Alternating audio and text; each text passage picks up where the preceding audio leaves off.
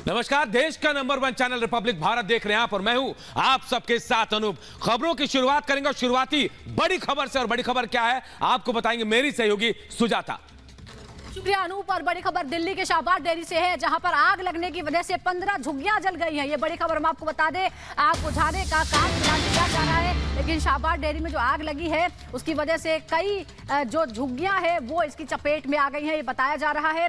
आग लगने की वजह से नुकसान की खबर इस वक्त आ रही है। दिल्ली का शाहबाद डेयरी इलाका है जहां पर आग लगी है और अभी तक 15 जो गाड़ियां हैं दमकल की वो मौके पर है। कई झुग्गियां आग की चपेट में आ गए हैं, तस्वीरें हम आपको दिखा रहे हैं। 15 गाड़ियां आग बुझाने के काम में लगी हुई है, लेकिन देख सकते हैं कि आग ने कितना विकराल रूप धारण कर लिया था। आधी रात की ये घटना है, उसके बाद से ही आग बुझाने का काम लगातार जारी है, लेकिन कई झुग्गियां इसकी चपेट में आ गई हैं। कितनी झुग्गियां चपेट में आई है ये आंकड़ा जब सामने आएगा तो हम आपको बताएंगे, लेकिन बड़े नुकसान की जानकारी है। आग बुझाने में खासी मशक्कत करनी पड़ी है। दिल्ली में आग का तांडव। शाहबाद डेयरी इलाका है ये दिल्ली का, जहां पर झोपड़पट्टी में आग लगी और देखते देखते कई झुग्गियां चपेट में आ गई।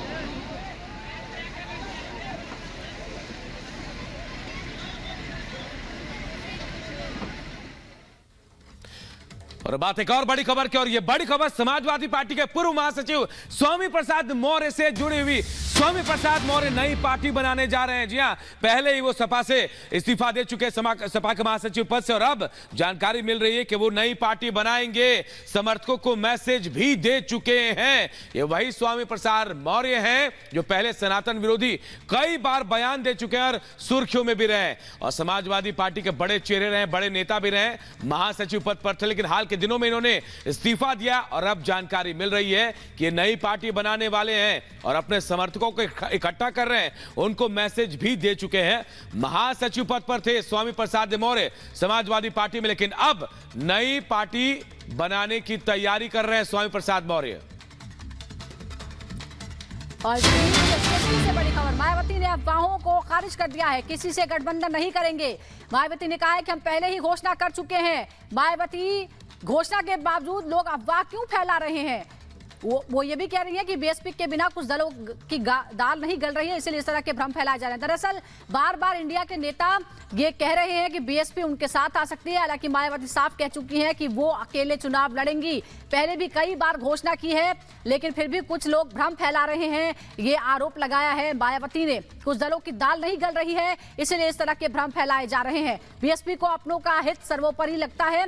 गठबंधन को लेकर मायावती ने ट्वीट करके फिर उन लोगों पर निशाना साधा जो बार बार अभी भी इस आस में हैं कि शायद बीएसपी उनके साथ आ सकती है।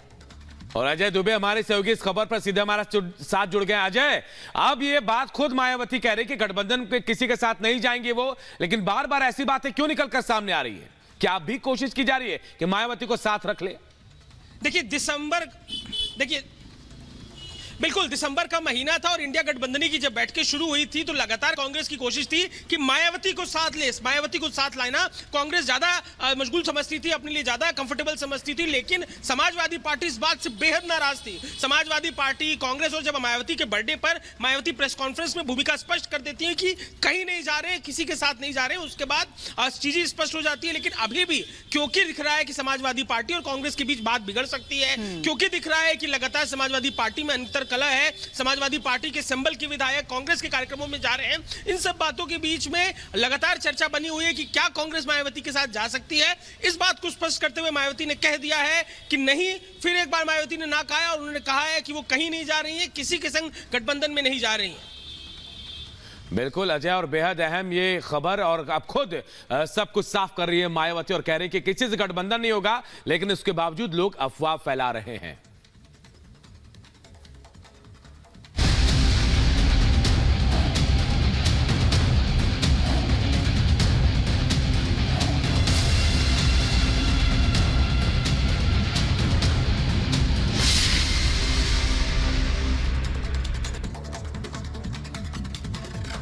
और आप बात करते हैं कल्की धाम की, जहां प्रधानमंत्री मोदी आज पहुंचने वाले हैं। कुछ ही देर बाद प्रधानमंत्री संभल पहुंचेंगे, जहां कल्की धाम का शिलान्यास उन्हें करना है। इसके बाद वो संबोधन भी करने वाले हैं। आपको बता दें कि एक विशेष मंदिर की स्थापना होने जा रही है, कल्की धाम की स्थापना होने जा रही है, जिसका शिलान्यास करने के लिए खुद प्रधानमंत्री को निमंत्रण भेजा गया है। प्रधानमंत्री कुछ देर बाद यूपी के संभल पहुंच रहे हैं, जहां पर कल्की धाम का शिलान्यास वो करेंगे। ये अनोखा मंदिर होगा क्योंकि यहाँ विष्णु के 10 जो अवतार हैं उनकी प्रतिमाएं स्थापित होने वाली है और इस कार्यक्रम की शुरुआत प्रधानमंत्री मोदी करेंगे। इसके बाद लोगों को संबोधित भी करेंगे। उसके अलावा भी आज कई कार्यक्रम हैं प्रधानमंत्री मोदी के।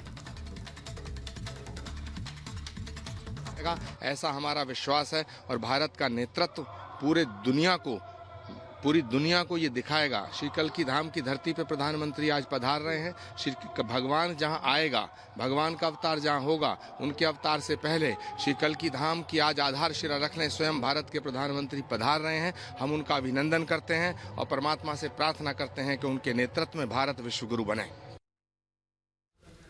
तो देखिए, बेहद अहम है आज का दिन, क्योंकि खुद प्रधानमंत्री नरेंद्र मोदी संभल के कल्की धाम पहुंच रहे हैं और यहां भगवान विष्णु के 10वें अवतार भगवान कल्की का मंदिर बनने जा रहा है। इसके प्रारूप का उद्घाटन आज प्रधानमंत्री अपने हाथों से करेंगे। 3 तस्वीरें आपको दिखा रहे हैं। अयोध्या में पहले प्राण प्रतिष्ठा हुई, आबू धाबी में इसके बाद मंदिर का उद्घाटन हुआ और अब कल्की धाम का शिलान्यास होने वाला है। 3 तस्वीरें हम आपको दिखा रहे हैं और आज संभल के लिए खास दिन है और जैसा कि लगातार प्रमोद कृष्णम कहते रहे हैं कि सालों का संघर्ष है, 18 साल से वो संघर्ष कर रहे थे और आखिरकार प्रधानमंत्री मोदी के हाथों ही शिलान्यास होने की बारी आई है। कुछ ही देर बाद प्रधानमंत्री मोदी पहुंच रहे हैं संभल। तो अयोध्या धाम में रामलला के भव्य मंदिर के बाद अब यूपी के संभल में कल्की धाम तैयार होगा। भगवान विष्णु के 10वें अवतार भगवान कल्की का दिव्य मंदिर यहां बनने जा रहा है। थोड़ी देर में प्रधानमंत्री मोदी मंदिर का शिलान्यास भी करेंगे। पूरी खबर आपको इस रिपोर्ट के जरिए बताते हैं।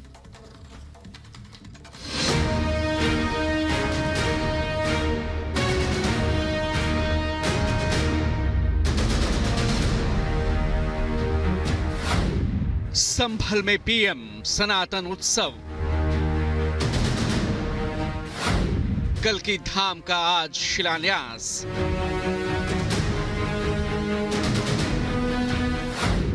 सनातन पथ पर अग्रसर पीएम मोदी। पहले अयोध्या धाम में रामलला की प्राण प्रतिष्ठा और भव्य श्री राम मंदिर का देश को लोकार्पण, फिर अबू धाबी में बीएपीएस मंदिर के उद्घाटन के बाद एक बार फिर पीएम मोदी आज सनातन पथ पर होंगे।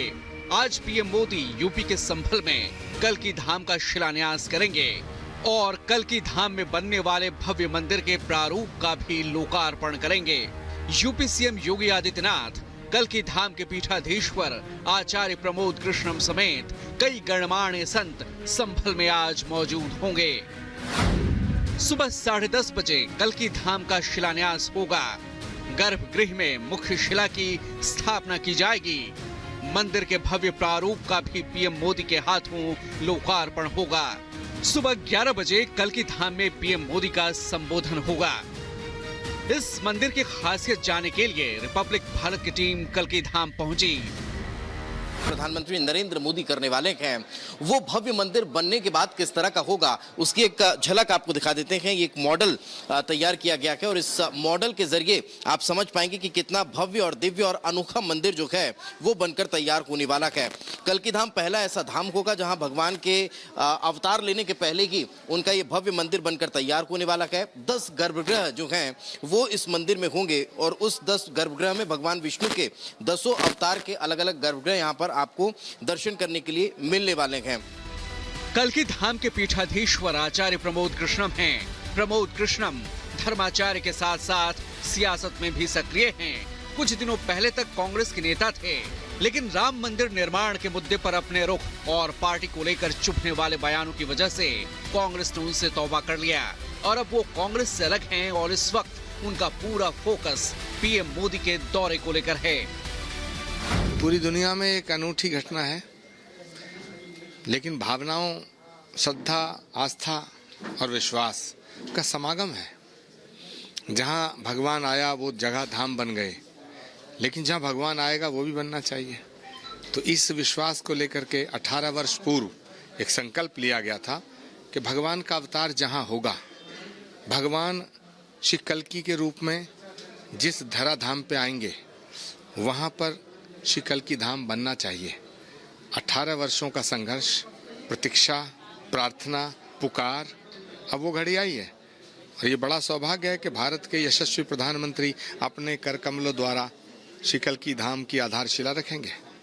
आचार्य, आपने जिक्र किया 18 वर्षों का संघर्ष, क्या राजनीतिक पचड़े इसकी बहुत मुख्य वजह थे जो आपके संकल्प को पूरा होने में इतना वक्त लग गया? चाहे मंदिर राम का हो या कल्कि का हो, अच्छे कर्म जब करोगे तो बाधा आती है। जब रामायण लिखी गई तब भी बाधाएं आई, जब त्रेता युग था, सतयुग था, तब भी कुछ आसुरी शक्तियां थीं जो ऋषि मुनि महात्माओं को यज्ञ हवन करने से रोकती थीं। ये आसुरी शक्तियां हर जगह रहती हैं, हर समय रहती हैं, लेकिन भगवान का काम कोई नहीं रोक सकता। भगवान का काम भगवान कराता है, स्वयं कराता है, जिससे कराना चाहे उससे कराता है। 19 फरवरी की तारीख धार्मिक तौर पर बेहद शुभ बताई जा रही है। पीएम मोदी को आचार्य प्रमोद कृष्णम ने 1 फरवरी को कल्कि धाम के शिलान्यास का न्योता दिया था, जिसे स्वीकार करते हुए पीएम मोदी ने इसे अपना सौभाग्य बताया था। पीएम मोदी के दौरे को लेकर यहाँ तूफानी रफ्तार से तैयारियां चल रही हैं। संतों में कल्कि धाम के शिलान्यास को लेकर खुशी है। सुनिए कल्कि धाम शिलान्यास पर क्या कह रहे हैं रितेश्वर जी महाराज। इस धर्म के पथ पर चलते हुए हमारे राष्ट्र का मंगल अब निश्चित है, क्योंकि बहुत वर्षों से ये पूरा का पूरा देश तुष्टीकरण की नीति पर चल रहा था। अब 145 करोड़ लोगों के लिए काम हो रहा है और उनका संतुष्टीकरण हो रहा है। अब अलग अलग नहीं बांटे जा रहे हैं लोग, और यह धर्म पथ सबके लिए आनंद देने का पथ है। किसी को भयभीत होने की जरूरत नहीं है। भारत विश्व गुरु रहा था, और जब विश्व गुरु था तो सभी दुनिया के देशों में आनंद, आह्लाद और शांति थी। भारतीय धर्म के विकास से, भारतीय संस्कृति के विकास से आज जो पूरे विश्व में युद्ध, अपराध है और जितनी भी आप विडंबनाएं देख रहे हैं, इसी संस्कृति के बीज में छिपा हुआ है कि जब हम वसुधैव कुटुंबकम कह के हर जगह शांति, स्वस्ति और आनंद ला सकते हैं। यह धर्म राज्य की उद्घोषणा है, राम राज्य की उद्घोषणा।